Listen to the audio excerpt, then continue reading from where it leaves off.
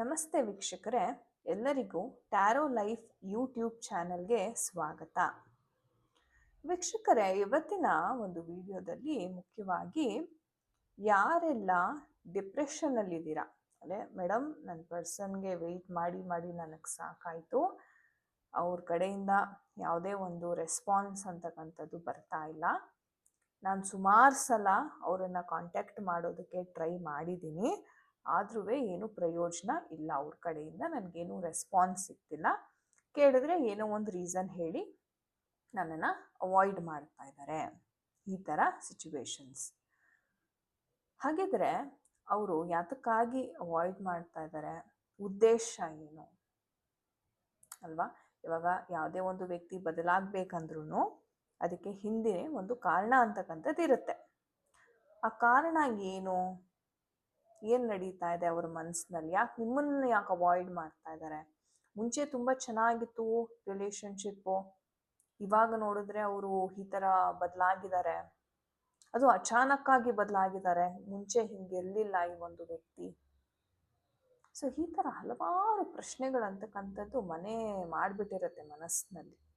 So ಹಾಗಾಗಿ ಇವತ್ತಿನ ಒಂದು ದಿನ ನೋಡೋಣ, ಟ್ಯಾರೋ ರೀಡಿಂಗ್ ಮಾಡುವುದರ ಮುಖಾಂತರ ಯಾಕವರು ನಿಮ್ಮನ್ನು ಅವಾಯ್ಡ್ ಮಾಡ್ತಾ ಇದ್ದಾರೆ, ಅವರು ಏನು ಯೋಚನೆ ಅಂತಕ್ಕಂಥದ್ದು ಫಸ್ಟ್ ಆಫ್ ಆಲ್ ಅವರ ಮನಸ್ಸಲ್ಲಿ ನಡೀತಾ ಇದೆ ಎಲ್ಲವನ್ನು ನಾವು ತಿಳ್ಕೊಳ್ಳೋಣ. ಸೊ ಗೈಸ್, ಇದು ಒಂದು ಜನರಲ್ ರೀಡಿಂಗ್ ಮಾತ್ರ ಆಗಿರುತ್ತೆ.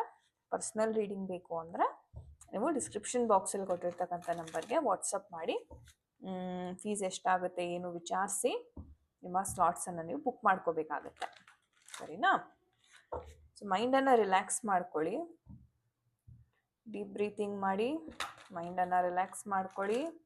ಹಾಗೆ ಆ ವ್ಯಕ್ತಿ ಯಾರಿದ್ದಾರೆ ವ್ಯಕ್ತಿ ಬಗ್ಗೆ ಆಲೋಚನೆಯನ್ನು ಮಾಡಿ ಮನಸ್ಸಲ್ಲಿ ಅವರನ್ನು ನೆನಪಿಸ್ಕೊತಾ ಕರೆಂಟ್ಲಿ ಏನು ನಡೀತಾ ಇದೆ ಅವರ ಲೈಫಲ್ಲಿ ನೋಡೋಣ. ಯೂನಿವರ್ಸ್ ಗೈಡೆನ್ಸ್ ಕೊಡಿ, ಎನರ್ಜೀಸ್ ಕೊಡಿ, ಏನು ನಡೀತಾ ಇದೆ ನಿಮ್ಮ ವ್ಯಕ್ತಿಯ ಒಂದು ಮನಸ್ಸಿನಲ್ಲಿ, ಎಂತಕ್ಕೆ ಅವರು ಅವಾಯ್ಡ್ ಮಾಡ್ತಾ ಇದ್ದಾರೆ, ಏನು ಕಾರಣ, ಏನಿರಬಹುದು ಅವರ ಒಂದು ಮನಸ್ಸಿನಲ್ಲಿ.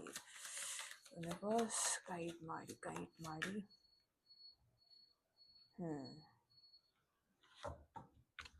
ಸ್ಕಿಪ್ ಮಾಡಬೇಡಿ ಈ ಒಂದು ಶಫ್ಲಿಂಗ್ನ, ಯಾಕಂದರೆ ನಿಮ್ಮ ಎನರ್ಜೀಸ್ ಪಿಕ್ ಆಗೋದು ಬಹಳ ಮುಖ್ಯ ಆಗುತ್ತೆ. ಸೊ ಹಾಗಾಗಿ ಏನು ನಡೀತಾ ಇದೆ, ಏನಕ್ಕೆ ಅವರು ನಿಮ್ಮನ್ನು ಹೀಯಾಳಿಸ್ತಾ ಇದ್ದಾರೆ. ಓಕೆ, ಇದು ಕರೆಂಟ್ ಎನರ್ಜೀಸ್. ಹಾಗೆ ಮುಂದಿನ 3 ತಿಂಗಳು ಏನಾಗಬಹುದು ನಿಮ್ಮ ಇಬ್ಬರ ನಡುವೆ ಅನ್ನೋದನ್ನು ಸಹ ನೋಡೋಣ. ಮುಂದಿನ 3 ತಿಂಗಳ ಎನರ್ಜೀಸ್ ಯೂನಿವರ್ಸ್ ಯಾವ ಥರ ಇದೆ ದಯವಿಟ್ಟು ತಿಳಿಸ್ಕೊಡಿ ನಮ್ಮ ವೀಕ್ಷಕರಿಗೆ. ಮುಂದಿನ 3 ತಿಂಗಳ ಎನರ್ಜೀಸ್. ಓಕೆ, ಮುಂದಿನ 3 ತಿಂಗಳ ಎನರ್ಜೀಸ್. ಓಕೆ, ಅದ್ಭುತ. ಓಕೆ ಗೈಸ್, ಎನರ್ಜೀಸ್ ಬಂದಿದೆ. ಇಲ್ಲಿ ನಾನು ಫಸ್ಟ್ ಕರೆಂಟ್ ಎನರ್ಜೀಸ್ನ ನಾನು ನಿಮಗೆ ತಿಳಿಸ್ಕೊಟ್ಬಿಡ್ತೇನೆ. ನಿಮ್ಮ ಪರ್ಸನ್ ಯಾಕೆ ಅವಾಯ್ಡ್ ಮಾಡ್ತಾ ಇದ್ದಾರೆ ಅಂತಂದರೆ 2 ಆಪ್ಷನ್ ಅವ್ರ ಕಣ್ಮುಂದೆ ಇದೆ.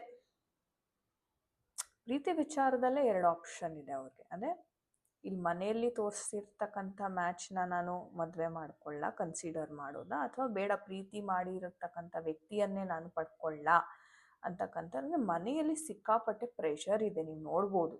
ಅವ್ರಿಗೆ ಹೆಂಗಾಗೋಗಿದೆ ಅಂದರೆ ಇಷ್ಟ ಇಲ್ಲದೆ ಇದ್ದರೂ ಕೆಲವೊಂದು ಕಾರಣಾಂತರಗಳಿಂದ ನಿಮ್ಮಿಂದ ದೂರ ಹೋಗ್ಬೇಕಾಗ್ತಕ್ಕಂಥ ಸನ್ನಿವೇಶವನ್ನು ನಾನು ಇಲ್ಲಿ ನೋಡ್ತಾ ಇದ್ದೇನೆ.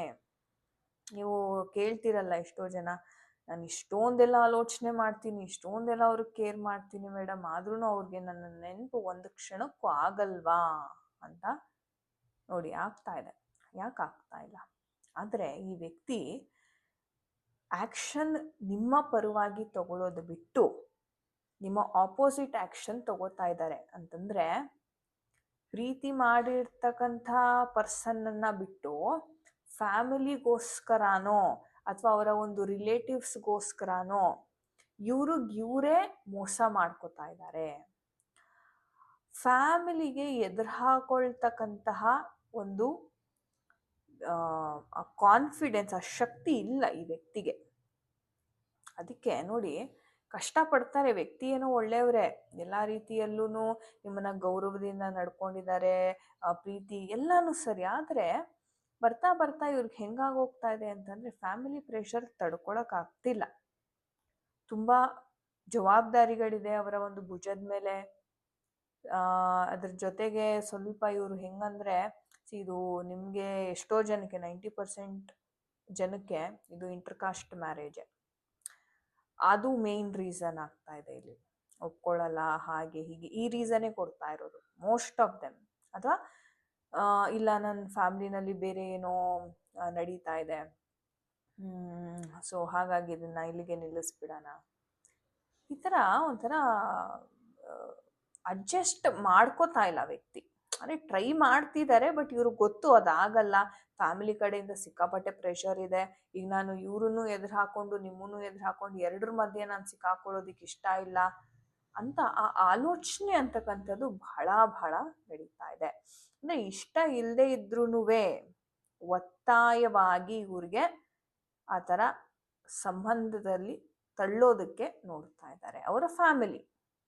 ಇಲ್ಲಿ ಕಾಣಿಸ್ತಾ ಇದೆ ನಿಮಗೆ ಒಂದು ಮನೆ ಪುಟ್ಟದಾಗಿ ಫ್ಯಾಮಿಲಿ ಪ್ರೆಷರ್. ಆ್ಯಂಡ್ ಅವರ ಫ್ಯಾಮಿಲಿ ಎಷ್ಟು ಸ್ಟ್ರಿಕ್ಟ್ ಇದ್ದಾರೆ ಅಂತಂದರೆ, ಈ ಒಂದು ವಿಚಾರವಾಗಿ, ಪ್ರೀತಿ ವಿಚಾರವಾಗಿ ನಿಮ್ಮ ಅಥವಾ ಅವರ ಮನೆಯಲ್ಲಿ ಬಹಳಷ್ಟು ವಾದ ವಿವಾದಗಳು ನಡೆದಿದೆ.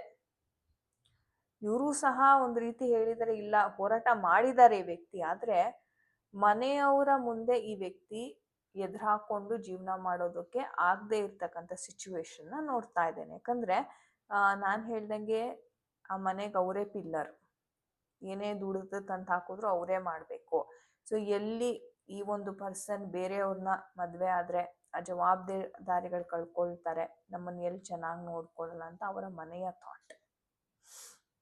ಹಾಗಾಗಿ ತುಂಬ ಕಂಟ್ರೋಲ್ ಮಾಡ್ತಾ ಇದ್ದಾರೆ. ನಿಮ್ಮ ವ್ಯಕ್ತಿ ಏನೋ ಇವಾಗ ಪರ್ಮಿಷನ್ ಕೊಟ್ಟರು ಅವರು ರೆಡಿ ಇದ್ದಾರೆ ನಿಮ್ಮನ್ನ ಮದುವೆ ಆಗಲಿಕ್ಕೆ ಅಥವಾ ನಿಮ್ಮ ಜೊತೆ ಬರಲಿಕ್ಕೆ, ತುಂಬ ರೆಡಿ ಇದ್ದಾರೆ.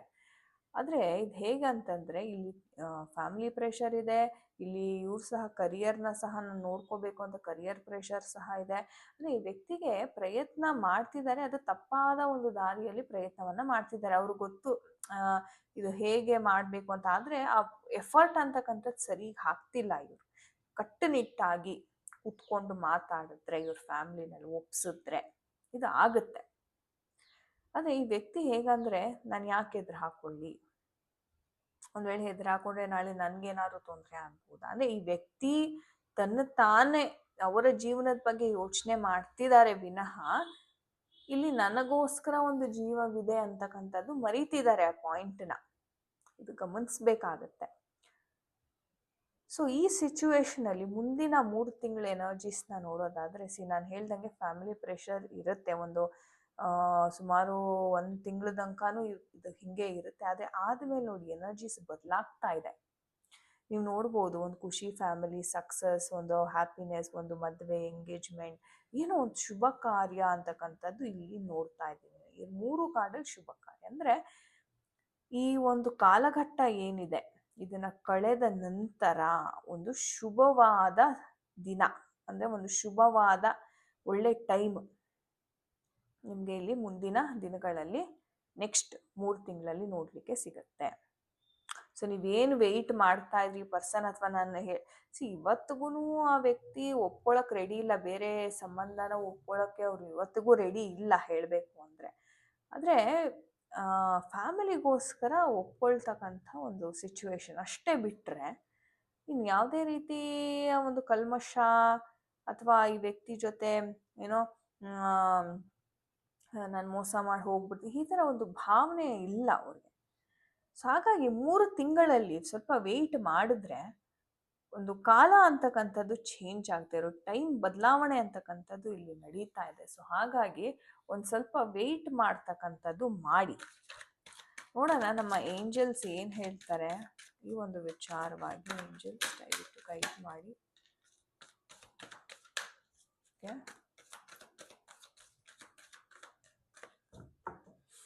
ಸೊ ನೋ ಕಾರ್ಡ್ ಬರ್ತಾ ಇದೆ. ಸೊ ಏನು ಆ್ಯಕ್ಷನ್ ತಗೊಳ್ಳೋ ನೆಸೆಸಿಟಿ ಇಲ್ಲ. ಅಬಂಡೆನ್ಸ್ ಕಾರ್ಡ್ ಸಹ ಬರ್ತಾ ಇದೆ ಆ್ಯಂಡ್ ಆಪರ್ಚುನಿಟಿ ಕಾರ್ಡ್ ಬರ್ತಾ ಇದೆ. ನಾನು ಹೇಳಿದೆ ಇವಾಗ ಏನು ಸಿಚುವೇಶನ್ ಇದೆ ಅದನ್ನು ಪಾಡಿಗೆ ಇಡೋದಕ್ಕೆ ಬಿಟ್ಬಿಡಿ. ಯಾಕಂದರೆ ಎನಿವೇಸ್ ನಿಮ್ಮ ಪರ್ಸನ್ಗೆ ಮನಸ್ಸಿಲ್ಲ ಬೇರೆ ಪ್ರಪೋಸಲ್ಸ್ ಮೇಲೆ. ಆ್ಯಂಡ್ ಇಲ್ಲಿ ನೋಡಿ, ನೀವೇನಾದ್ರು ಇವಾಗ ಸುಮ್ಮನೆ ಇದ್ದರೆ ಮುಂದೆ ನಿಮಗೆ ನಾನು ಹೇಳಿದೆ ಅಬಂಡೆನ್ಸ್, ಆಪರ್ಚುನಿಟಿ, ಸಕ್ಸಸ್, ಈ ಮೂರು ತಿಂಗಳಲ್ಲಿ ಏನು ನಾನು ಎನರ್ಜೀಸ್ ನೋಡ್ತಾ ಇದೆ ಅದು ಖಂಡಿತ ಸಿಗ್ತಾ ಇದೆ ನಿಮಗೆ. ಆಪರ್ಚುನಿಟಿ ಸಿಗ್ತಾ ಇದೆ, ನೀವು ನೋಡ್ಬೋದು, ಒಂದು ಅಬಂಡೆನ್ಸ್ ಸಿಗ್ತಾ ಇದೆ. ಸೊ ಇದೆಲ್ಲ ನಿಮ್ಮ ಕಡೆ ಬರ್ತಾ ಇದೆ.